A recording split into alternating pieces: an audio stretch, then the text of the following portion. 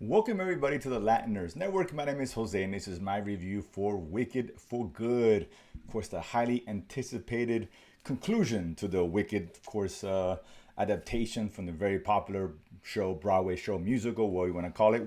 A show which I saw many years ago and I actually enjoyed. I loved the kind of the take on the Wizard of Oz story, if you will, just playing off as a prequel somewhat and kind of changing the perspective of what when you see the original Wizard of Oz. So I really enjoyed that, and I thought the first film was really good. I liked it. It was I didn't think it was great, but I enjoyed it. The casting was spot on. I thought Grande and Erivo, sorry, were really good together. Solid music. The production was great. All that I get. I just didn't think it was a great film. And my biggest gripe is just it was an incomplete film. It was a part one, right? And I hate when they kind of do that. This could have been one long film. The plays like 3 hours. This could be done in the same fashion, but they chose to make more money. I get it. Show business. I'm not gonna fault the studio for wanting to split this up and make double the money. I get it. No problem with it. But as a result, the first film does feel incomplete.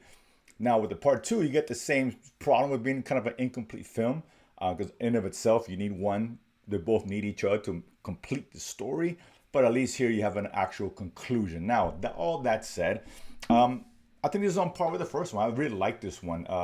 Again, very well done. And I'm worried I came out. I think it was great, but that's just me. I think a lot of people who, if you really enjoy the first one, there's no reason you're not going to enjoy this one. There are obviously those are true fanatics of the play and all that, and don't like things changed. There are some changes here, the stuff that they added, but not a big deal to be honest with you. So I don't think that's an issue.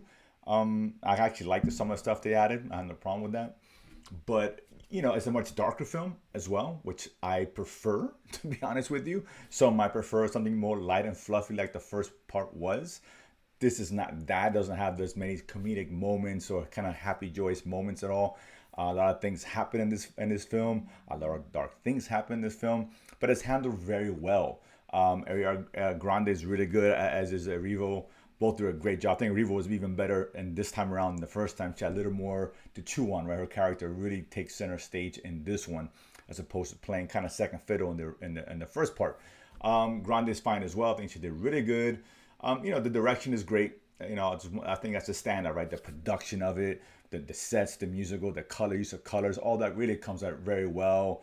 The grand spectacle of it all that comes to play here. Again, very similar to what the first one did as far as accomplishing from a technical standpoint.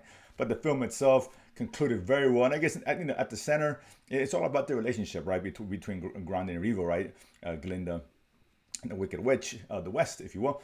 And that's really explored really well here. Obviously them dealing with the events of what happened, particularly at the end of the first film, and that relationship, kind of the ups and downs and what they have to weather to kind of get to the point where the film that was handled very well. A lot of emotional beats I thought really worked.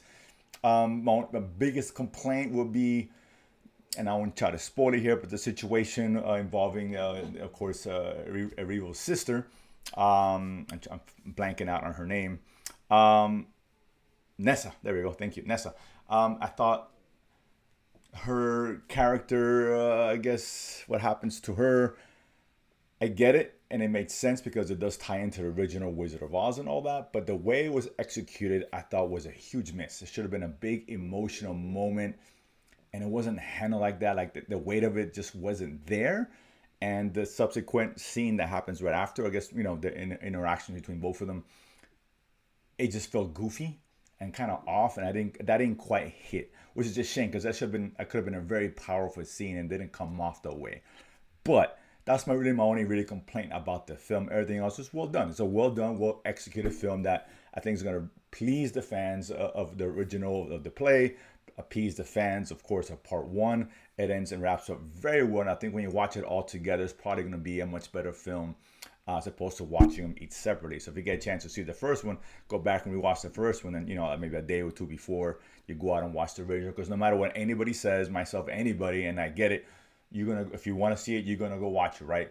I'm here to let you know your expectations are probably gonna be met.